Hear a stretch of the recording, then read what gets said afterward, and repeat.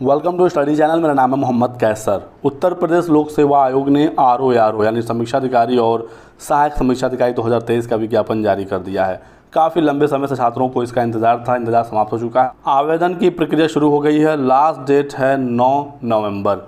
9 नवंबर से पहले आपको फॉर्म भर लेना है हर हालत में, तो ये आप समझते रहिएगा। इस बार एक बहुत बड़ा बदलाव हुआ है और पहली बार ऐसा हुआ है कि आप डायरेक्ट आवेदन नहीं कर पाएंगे आरओ के लिए। आपको सबसे पहले ओटीआर करना होगा, वन टाइम रजिस्ट्रेशन। यदि आपने पहले से किया हुआ है तब तो कोई समस्या है ही नहीं, आराम से आप ओटीआर नंबर की सहायता से अपने फॉर्म को भर सकते हैं। लेकिन यदि आपने ओटीआर नहीं किया है तो जल्द से जल्द ओटीआर कर लें, ओटीआर नंबर प्राप्त कर लें, क्योंकि तुरंत ओटीआर नंबर भी नहीं मिलता है, थोड़ा सा इसमें समय लगता है। तो पहले आपको ओटीआर करना होगा, ओटीआर नंबर प्राप्त करना होगा, उसके बाद ही आप फॉर्म भर सकते हैं। ठीक है, तो जल्द से जल्द ओटीआर कर लें जिन्होंने नहीं किया हुआ है। पदों की संख्या दोस्तों इस बार बहुत ही ज़्यादा अच्छा है। आरओ यानी समीक्षा अधिकारी के इस बार कुल 334 पद हैं और सहायक समीक्षा अधिकारी एआरओ के 77 पद हैं। टोटल 411 पदों पर यह विज्ञापन जारी हुआ है, जो कि काफ़ी बड़ी विज्ञप्ति है।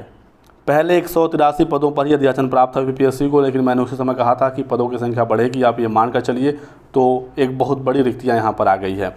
पदों की संख्या अभी भी घट बढ़ सकती है, घटती नहीं है, बढ़ेगी ही। अभी भी पदों की संख्या दोस्तों और बढ़ेगी, आप ये समझ लीजिए। कम से कम जब तक प्री का रिजल्ट आएगा पदों की संख्या 500 प्लस हो जाएगी, आप ये मान कर चलिए। तो इस भर्ती के लग जाइए। 2021 के बाद ये भर्ती आई है और ऐसा मौका दोस्तों बार बार आपको नहीं मिलेगा। तो यहाँ पर दोस्तों एक और बदलाव विज्ञापन में ये देखने को मिला है कि इस बार किस विभाग की भर्ती है, आरओ का है या एआरओ का है, सब कुछ बिल्कुल स्पष्ट बताया गया है। काफ़ी विवाद हुआ पिछले समय में, जो कुछ विज्ञापन आए यूपीपीएससी से, उन सब चीज़ों से सीखते हुए यूपीपीएससी ने इस बार काफ़ी साफ़ सुथरा काम किया है। सचिवालय में जो समीक्षा अधिकारी के पद हैं, जो सबसे टॉप क्लास का पद होता है, जिसके लिए सबसे ज़्यादा छात्र परीक्षा में बैठते हैं, इसकी संख्या भी सबसे ज़्यादा है। ठीक है, 322 है। फिर समीक्षा अधिकारी उत्तर प्रदेश लोक सेवा आयोग, खुद यूपीपीएससी में समीक्षा अधिकारी की भर्ती होती है, 9 पद यहाँ के हैं और राजस्व परिषद में समीक्षा अधिकारी के 3 पद हैं। तो ये आपका टोटल हो जाएगा 334। सहायक समीक्षा अधिकारी की बात करें तो सचिवालय में 40 है, राजस्व परिषद में 23 है और लोक सेवा आयोग में 13 एआरओ की भर्ती है। ठीक है, और एक लोक सेवा आयोग में भर्ती है सहायक समीक्षा अधिकारी, लेकिन लेखा यहाँ पर सिर्फ कॉमर्स चलेगा। ठीक है, तो टोटल यहाँ पर 77 एआरओ हो गया और 334 आरओ हो गया, टोटल 411 पद हो गए। ठीक है, योग्यता की बात कर लेते हैं। योग्यता को लेकर काफ़ी छात्र परेशान है। आरओ के लिए कौन फॉर्म भर पाएगा, एआरओ के लिए कौन फॉर्म भर पाएगा, टाइपिंग क्या इसमें लगता है, ओ लेवल क्या चाहिए, ओ लेवल के समकक्ष क्या क्या चीज़ें होती हैं, सब कुछ मैं आपको बताऊंगा। बस आप वीडियो को लास्ट तक देखते रहिए। सबसे पहले शैक्षिक अर्हता की बात करते हैं और समीक्षा अधिकारी की बात करते हैं। इस बार कोई भी विभाग हो, सबके लिए योग्यता सेम कर दिया गया है। तो पहले ऐसा नहीं था, अलग अलग विभागों में कुछ योग्यताओं में अंतर भी होता था। तो बहुत कुछ इस बार सही कर दिया है यूपीपीएससी ने। साथ ही साथ जो समकक्ष अर्हता का विवाद था, उसकी वजह से भी बहुत सारी चीज़ें क्लियर हो गई हैं। तो अब कोई टेंशन आगे नहीं होगा। शैक्षिक अर्हता देखिए, समीक्षा अधिकारी के लिए आपका ग्रेजुएशन होना चाहिए। समीक्षा अधिकारी आरओ रिव्यू ऑफिसर के लिए आपका सिर्फ और सिर्फ ग्रेजुएशन होना चाहिए। आप एलिजिबल हैं। ग्रेजुएशन आपका किसी भी स्ट्रीम से हो, कोई भी टेंशन नहीं है। बीएससी, बीकॉम, बीबीए, बीसीए कुछ भी आपने किया है तो आप यहाँ पर एलिजिबल रहते हैं। तो समीक्षा अधिकारी में कोई टेंशन है ही नहीं। ठीक है, सारा जो यहाँ पर टेंशन है या कहिए जो सारा सब्जेक्ट कॉम्बिनेशन है, जो एलिजिबिलिटी में अलग अलग चीज़ें मांगी जाती हैं, वो सब के सब एआरओ में होता है, सहायक समीक्षा अधिकारी। इसमें भी अच्छी चीज़ है, देखिए सभी जो अलग अलग विभाग हैं सबके लिए योग्यता सेम है। ठीक है, तो इसमें कुछ अलग नहीं है। यदि आप एक पद के लिए एलिजिबल हैं तो सबके लिए एलिजिबल हैं। सहायक समीक्षा अधिकारी एआरओ असिस्टेंट रिव्यू ऑफिसर की योग्यता आप देखिए, सबसे पहले यहाँ पर मांगा गया है ग्रेजुएशन। ठीक है, दूसरे पर मांगा गया है डोएक से ओ लेवल या इसके समकक्ष। देखिए एआरओ के लिए ओ लेवल जरूरी है, आरओ के लिए जरूरी नहीं है, एआरओ के लिए है। तो आपने सिंपल ग्रेजुएशन किया है, आप आरओ के लिए फॉर्म भर दीजिए। ठीक है, यदि आपने ओ लेवल भी किया है तब जाकर आप एआरओ के लिए एलिजिबल हो पाएंगे। इसके अलावा एआरओ में एक और चीज़ है, वो है हिंदी टाइपिंग। न्यूनतम 25 शब्द प्रति मिनट हिंदी टाइपिंग आपका 25 शब्द प्रति मिनट होना चाहिए। अंग्रेजी टंकड़ का ज्ञान रखते हैं तो आपको अधिमान दिया जाएगा, ये ज़रूरी नहीं है, लेकिन हिंदी टाइपिंग इसमें बिल्कुल कंपलसरी है एआरओ के लिए। आप इस चीज़ को जानिएगा। तो 3 एलिजिबिलिटी है, ग्रेजुएशन, ओ लेवल और हिंदी टाइपिंग। अब ओ लेवल के समकक्ष क्या क्या चीज़ें हैं, तो कुछ समय पहले यूपीपीएससी ने इस संबंध में नोटिस जारी करके बता दिया था कि ओ लेवल के समकक्ष क्या क्या चीज़ें हैं। आप वो नोटिस देख लीजिएगा, मैं टेलीग्राम चैनल पर अपना शेयर कर दूंगा। डिस्क्रिप्शन बॉक्स में लिंक है टेलीग्राम का, ज्वाइन हो जाइए। मैं आपको बता दूं शॉर्ट में कि ओ लेवल के समकक्ष क्या क्या चीज़ें होंगी।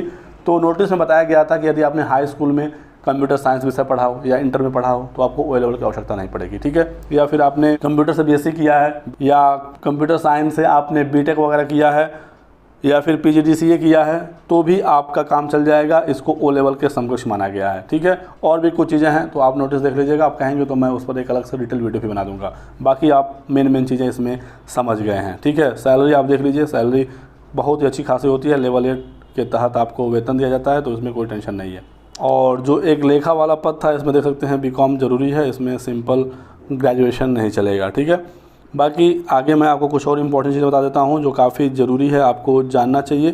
प्रारंभिक परीक्षा के आधार पर मुख्य परीक्षा में 15 गुना अभ्यर्थियों को बुलाया जाएगा, तो पहले आपको प्री पास करना होगा और मेंस में पदों के सापेक्ष 15 गुना अभ्यर्थियों को शामिल कराया जाता है। नेगेटिव मार्किंग होगी इसमें, तो ये आप बिल्कुल क्लियर समझिएगा, 1/3 नेगेटिव मार्किंग होती है। और साथ ही साथ दोस्तों आप देखेंगे यूपीपीएससी की कोई भी भर्ती हो एक मिनिमम क्वालिफाइंग नंबर होता है, तो अनुसूचित जाति और अनुसूचित जनजाति के लिए कम से कम 35% आपका नंबर होना चाहिए, प्री हो या मेंस हो, तभी जाकर आप क्वालिफाई होंगे। यदि इससे कम छात्र पाते हैं नंबर और सीटें यदि खाली भी रह जाती हैं तो उन सीटों को खाली छोड़ दिया जाएगा, अगली भर्ती में उसे अग्रणित कर दिया जाएगा, लेकिन मिनिमम क्वालिफाइंग मार्क्स आपको पार करना ही होगा, चाहे आरओ हो, एलटी ग्रेड हो, पीसीएस हो, हर जगह ये होता है, ठीक है। तो एससी एसटी के लिए 35% है और जनरल ओबीसी के लिए 40% इसे रखा गया है। तो यही कुछ मेन चीज़ें थी। आयु सीमा मैं आपको बता दूं तो आयु सीमा यहाँ पर दिया गया है 21 से लेकर 40 साल आयु की सीमा यहाँ पर रखा गया है, और अपर एज लिमिट में छूट भी मिलेगा कैटेगरी वाइज जो उत्तर प्रदेश के छात्र होंगे। लोअर एज लिमिट में कोई भी छूट नहीं होती, आप किसी भी कैटेगरी के हों। एक छात्र का कमेंट आया था कि मैं 19 साल का हूँ, क्या मैं आरओ के लिए फॉर्म भर सकता हूँ, तो आप नहीं भर सकते, कम से कम 21 साल आपका एज होना चाहिए। बाकी अपर एज लिमिट में छूट मिलती है और अधिकतम आप देखेंगे 15 वर्ष की छूट मिल सकती है, ठीक है।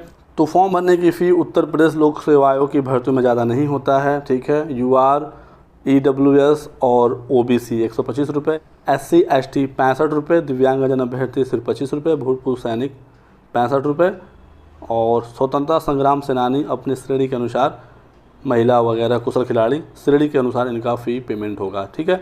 चलिए एग्ज़ाम पैटर्न देखते हैं, क्योंकि एग्ज़ाम के जरिए ही आपको यहाँ पर ज्वाइनिंग मिलेगी, सबसे ज़रूरी तो एग्ज़ाम पैटर्न ही है, ठीक है। तो प्री और मेंस होता है, आरओ आपको पता ही है, ठीक है। प्री और मेंस के जरिए आपको चयन मिलेगा, मुख्य परीक्षा में 15 गुना अभ्यर्थियों को बुलाया जाएगा, ठीक है। प्री की बात करते हैं तो प्रारंभिक परीक्षा और इसका पाठ्यक्रम जो योजना वगैरह है सब कुछ बताया गया है। यहाँ पर दोस्तों टोटल 200 मार्क्स का आपका पेपर है, जो यहाँ पर आपका फर्स्ट पार्ट है, ठीक है। दोनों पेपर एमसीक्यू होंगे, बहुविकल्पी होंगे। यहाँ पर जो पहला पेपर आपका है 2 घंटे का होगा, 140 नंबर का, 140 पूर्णांक होगा, यानी कि एक क्वेश्चन 1 नंबर का है, नेगेटिव मार्किंग 1/3 है, आपने देखा ही था, ठीक है।